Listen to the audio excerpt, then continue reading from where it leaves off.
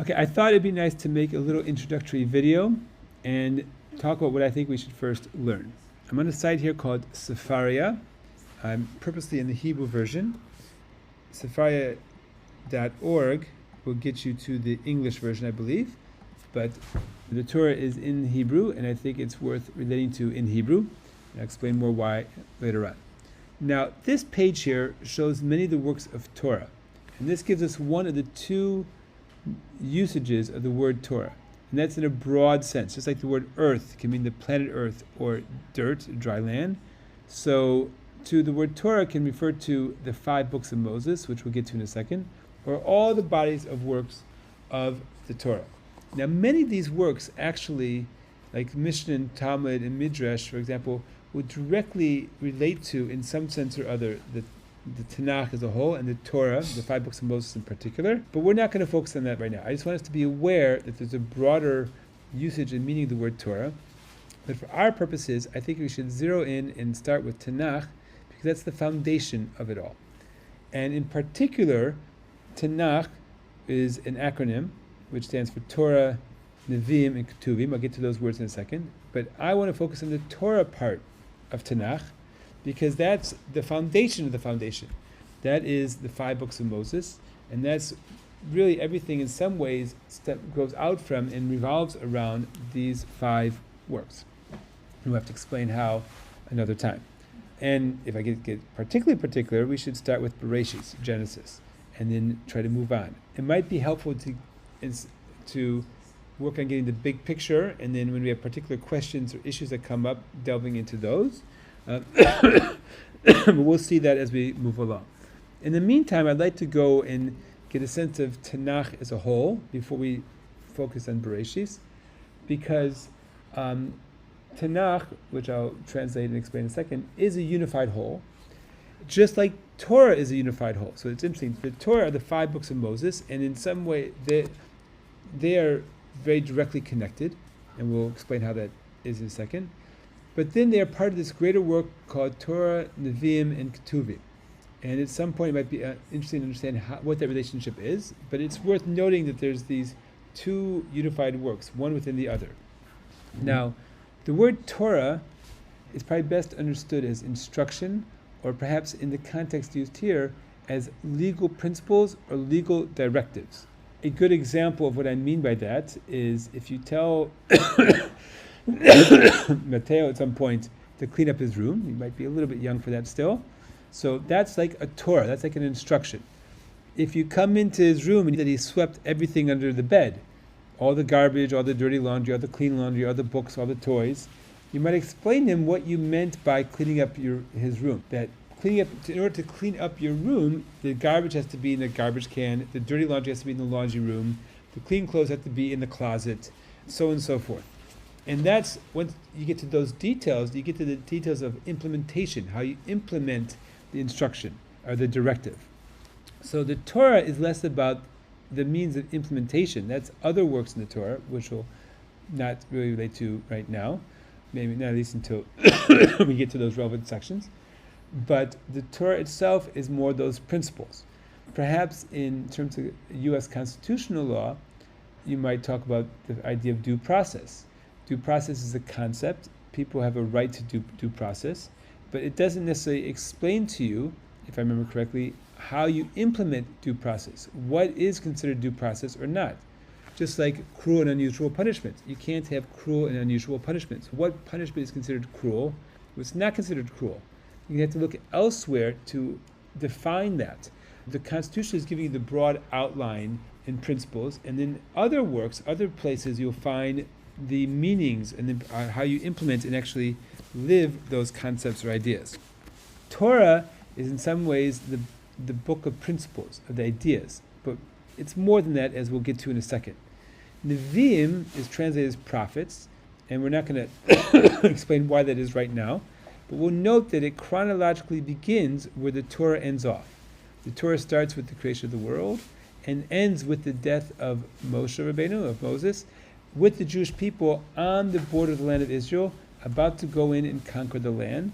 And the book of Yeshua talks about Yeshua taking over from Moshe and starting that conquest. The book Nevi'im carries on, historically speaking, basically until the end of Malachim, when you get the destruction of the first Beis Hamikdash, of the temple, and the exile of the Jewish people from the land of Israel. Nevi'im starts with the entering the land, and ends with the first exile from the land. But you also have these, what are called the later prophets, Yeshayahu, Yirmiyahu, Yechezkel, Isaiah, Jeremiah, Ezekiel, who are giving maybe like prophecies with a kind of a moral, political content to them, relating to the times that, for the most part, that had come in the times of the Malachim, in the books of Kings, in the later times of Kings. And that's something I have to wait to later on. So it relates to the same time period for the most part, but there are different forms and styles and structures to these works. So these first few works, Yehoshua, Shoftim, Shmuel, Aleph and Beis, Malachim, Aleph and Beis, are basically continuing the line of historical narrative. And that's an important point to note, that from Bereshis through Malachim Beis, the literary style for the most part is a historical narrative. That's a bit less so once you get to Yeshayahu. You might think of Yeshayahu today as like a political commentary. If somebody writes in the New York Times or Fox News or somewhere else an analysis or commentary, that might be more akin to what we find in Yeshayahu, and the style is different and the nature is different. Not so much so from Bereshis until Malachim, although you will see maybe certain elements here and there that divert a little bit from the historical narrative, but that's the main literary style until the end of Malachim Beis. When we get to Ketuvim, we get a number of very different types of works, starting with Psalms, Tehillim, which is poems. Now, these are poems written by, for the most part, David HaMelech, King David, and he lived in the time that takes place in Shmuel, Aleph, and Beis, which is, for the most part, the story of David HaMelech. Now, this is the historical narrative. These are religious and poems that he wrote during his time period. Mishlei is Proverbs from his son Solomon. How do you say Solomon? I forgot. Maybe that's how you say it. I forgot. What? Shlomo Melech. Yeah, Solomon. And he takes place in the time of kings. Now, these works are not in Nevi'im, for whatever reason, and they're very different styles. These aren't political commentaries. They're not, but they might relate to certain events that happened there, particularly Tehillim, might relate to experiences that David HaMelech went through. Mishlei is more proverbs, wise sayings, or parables. And then you get Eov, which is a kind of like it's a historical narrative, but it's more like a philosophical dialogue. Right? Think of Plato's dialogues. And you have other works here. And so this is the third unit. And then at the end of this unit, really at the end of Ezra, when you when you had the rebuilding of the Second Temple, when you had the Jews coming back from the initial exile from Babylon, from Bavel, and going back and rebuilding the Second Temple, and the end of that period, so to speak, is when we get the end of Tanach. So that's the big picture. This is 10 minutes. If you can stay with me for a few more minutes, I'd like to just say something more about the relationship between these two. We're going to focus for now on the Torah, which is the foundation of it all. These works will make reference back to the Torah. They're built upon, they continue from the Torah. And so the Torah is the foundation of the foundation. And there are 5 books. Each one has its own unique focus to it. The book of Bereshis basically starts with the creation of the world, but after 11 chapters or so, we get to the main thrust of the book, which is the stories of the patriarchs, Avraham, Yitzchak, and Yaakov, Abraham, Isaac, and Jacob, and their sons, and Yosef and Yehuda and the other brothers. And then you get to the story of the selling of Yosef into slavery, and so on and so forth. And it ends with the death of Yosef. So that's Bereshis. Shmos begins with the slavery of the Jewish people in Egypt, the going out of Egypt, the giving of the Torah, and the building of the tabernacle. And we can get to the themes of Vayikra and Bamidbar and Devarim some other time. But they each had their own little theme, and they're each their own little book. So it's called the 5 books of Moses, and they have their own focus. And it's worth getting the big picture of them, and not just it's very helpful. But so we're going to try to balance between understanding what we read it line by line, but also, or at least story by story, and also the big picture of how it fits into the themes and the points of these different books. If we come into Bereshis, and we go to the first chapter, let me zoom in here for a second. This is a form that if you read in Hebrew, most of us will see. Many people are used to reading it in translation. We are not going to use translation, and I'm going to say why in a second. But before I do that, I would like to note something about the Hebrew language.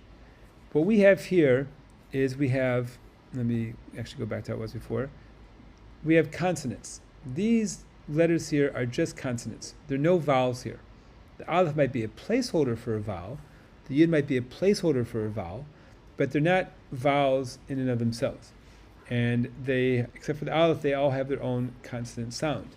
The yud, we say in English, there's like A, E, I, O, U are the vowels, and sometimes Y. That probably comes from the yud, which sometimes is a y, and sometimes is a placeholder for a vowel, like in E. So there's the consonants. We can then add the vowels, which are these little dots below and sometimes above the letters, and we have to figure out the relationship. Let me take a step back. The primary form in which we have the Torah and a Torah scroll is without the vowels. We have to figure out where the vowels come in, and in some form, the Torah really first and foremost exists without the vowels, and then it's left for us to vocalize the Torah. Now, for many people, this seems a bit frustrating. We're used to languages which very clearly articulate, or at least try to clearly articulate, what they're saying. And English in particular, I apologize, I don't know as much about Spanish, even though many years ago I did speak Spanish, but that's many years ago. English is a very exact language. There's a lot of words in English, a lot of words that have very specific and nuanced meanings, more so than Hebrew. And of course, there's no such thing as writing an English sentence without a vowel. Hebrew, the words in Hebrew are richer. They're not as specific, which allows for a variety of meanings in a particular word that doesn't exist in English. So I can, when speaking Hebrew, if I'm skilled at using the language, communicate a variety of ideas at one time in a way that I can't do in English. In English, there is the idea of the double entendre, where you can say two ideas in one statement, and we'll see that is a very rich tradition in the Tanach and the Torah of multiple meanings in a certain phrase or meaning or sentence. It's easier to do that in Hebrew than it is in English. Given that you don't have the vowels, that the vowels are independent of the consonants, it allows for another layer of interpretation. I can take the same phrase and statement. I can punctuate it differently, because there's also no punctuation here. I didn't talk about punctuation yet. But I can also vocalize it differently.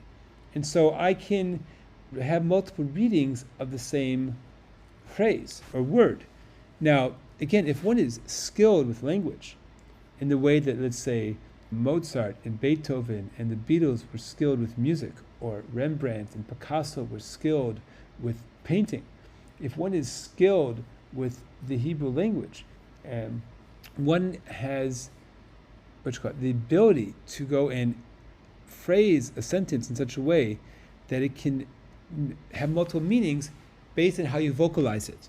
And one can intend that ahead of time. Now, we hold that that the Torah was given to Moshe by God. And that's a very big concept for many people to wrap their heads around. And I get that. I understand that. I understand it from personal experience. But if we think of a genius and what they can do with language or art or science and painting and so on and so forth, that their ability, their command of something, and the ability to go and instill meaning and purpose and idea, particularly in art and language and music. And certainly with the understanding that God gave the Torah to Moshe, we can understand this idea that there could be genius in the words, and the words can have multiple meanings and multiple interpretations. And I will leave it at that for now. The point that I'm getting at here is that when we read the Chumash, the Chumash is written in such a way that we can get a variety of meanings and interpretations out of it. Now let's get to the third part here, which I was talking about before, and that's the punctuation. like this little triangle above here, or these two dots here. This indicates the end of a sentence, and this indicates a certain pause, and it also helps us know how to, I guess, sing, so to speak, the Torah when we recite it publicly speaking. And so this was developed, this punctuation, these nikudot, at some point later on, and then is used to help us to read and understand what's called the pshat in the Chumash. And this gets to another concept that's important to understand, the concept of what's known as pardes. Pardes literally means an orchard, and that's a very evocative image, which we'll get to in a second. But it's another acronym which stands for Pshat, Remez, Drosh, and Sod. Pshat is the basic simple meaning of a verse, or a story, or something like that. What's the primary message that's being stated here? What do the words mean? How do I translate them? How do I understand them? How do I connect them one to the other? Remez might be what ideas are being implemented here, or implied here, or stated here. What's not to say deeper meaning, but why is he saying this? And what's he hinting at? And what's he getting at? Hinting at is what's he hinting at? Is the idea of remez, that there's something more going on than just a surface level reading. Drush comes more from the idea of investigating something, trying to get to the deeper meanings and concepts and ideas that are made behind what's being stated. What's the philosophical or theological worldview, or the point? What's the context? What's the deeper meanings and ideas? And it relates to the word of Kabbalah, where this kind of theological, philosophical framework, and how this fits into that theological, philosophical framework. We're not going to go into that right now. I know it to a certain extent, not as I have friends who delve into much deeper. There's a lot that's very interesting there, and a lot of concepts and ideas, but we're not going to get into that right now. The point for us right now is that we're first and foremost going to focus on what's called pshat, but we'll get into what's called remez and drush a little bit also. Obviously we want not just what the words mean, but the ideas and the concepts and the messages that are being portrayed. Now, how are we going to figure this out? How are we going to know what is pshat, what the words mean, how do I know how to translate this line? Do I just open up a translation? Okay, fine. So how did he know how to translate it? I opened up my modern translation. I say this is the best translation. He says that's the best translation. He says, no, both of them are not good. This is the one you should do. How do they get to the translation? And how can I tell what's a good translation or bad translation? Or maybe they both have value. How can I know? Pre-translations is explanation, where you have people who delve over the text and try to figure out what it means and explain it. And a great example of that, going back to the U.S. Constitution, are phrases like due process of law. Somebody argues that this is not due process. Someone says this is due process. Or I once heard about the phrase life, liberty, and the pursuit of happiness. What does the pursuit of happiness mean? Does it mean hedonism? That's my pursuit of happiness? I heard it said, no, the word happiness in the time had a different connotation than what we might mean right now. And you can figure that out if you go into the literature of the time and see how the word happiness is used. You'll be able to figure out what it means, and then better understand what's being communicated in the line that one has the right to life, liberty, and the pursuit of happiness. I think he meant moral perfection, because that leads to happiness, or some idea like that. I think that was Newt Gingrich. I don't know how good a scholar he is or is not on this, but the point is that method is the right idea. That you want to figure out what the word actually was meant by the author, and then use that to understand what message and idea is being communicated. So to a due process, I might look at the usage of the word due process at the time of the writing of the Constitution. I might look at the debates that were going on in the Constitutional Convention to figure out what the phrase meant. I might look at later, and particularly earlier Supreme Court decisions or writings of certain legal scholars, and how they use or explain the concept of due process, and use that to build up my understanding of it. This is very similar to the work that's been going on for thousands of years in terms of trying to understand the Torah in its broader sense, but here the Torah in its more specific sense. And for example, if we look at the second verse here, Ha'aretz ha'isa tohu v'vohu, these words here, tohu and vohu, are very difficult words to translate. I don't think they appear again in the works of the Chumash, of Torah, of the 5 books of Moses. They do appear, though, in Nevi'im. And you'll have Rashi will pick one usage of the word one place, and the Ramban will pick another use somewhere else, and they will try to argue what the words mean here and explain what the words mean here based on those other passages, where they're used in a more clear context, where it's easier to kind of figure out what they mean there than here. And then they'll try to fit it in here, and they'll try to argue why their explanation is the right one in the context. Later commentators might come on and defend one position more than the other, and then another type of commentator might come on and try to synthesize them into a unified whole.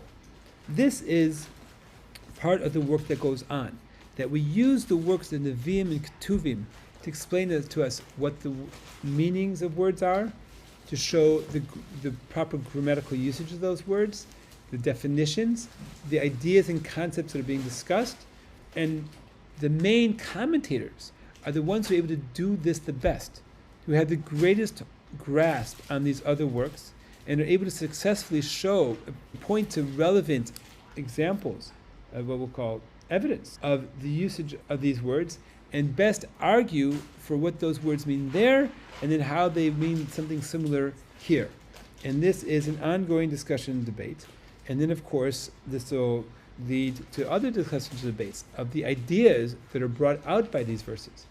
You'll get into ideas like creation, the place of man in the world, of prophecy, of slavery and freedom, and other concepts that are going to come up through the story. But before some of those concepts come up, we first have to go and understand what the words and the phrases mean. And I'll leave with one example. There's a phrase called Tselem Elokim. We say that man is created in Tselem Elokim, in the image of God. What's meant by the word image, or more accurately, the word Tselem in Hebrew? The Rambam, in the beginning of the Mor Nevuchim, says, let's go to the use of the word Tselem elsewhere, or the word demus, in our image and in our likeness, and see how are those words used elsewhere.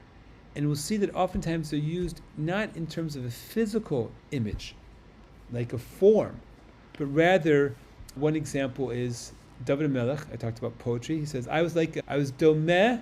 There's the same word as dimusenu. The actual phrase is in our image as our likeness.